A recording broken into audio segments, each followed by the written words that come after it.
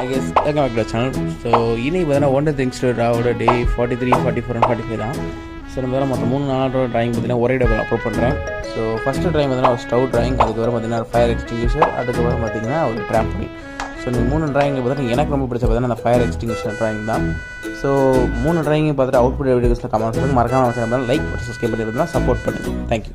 வாழ்க்கை என்பதே அன்பினில் அன்பின் அன்பின் அன்பின் அன்பினில் ஆசை புன்னகை மூஞ்சையில் மூஞ்சி மூஞ்சி மூஞ்சி மூஞ்சியில் என்ன தூரலோ இன்ப தூரலோ சின்ன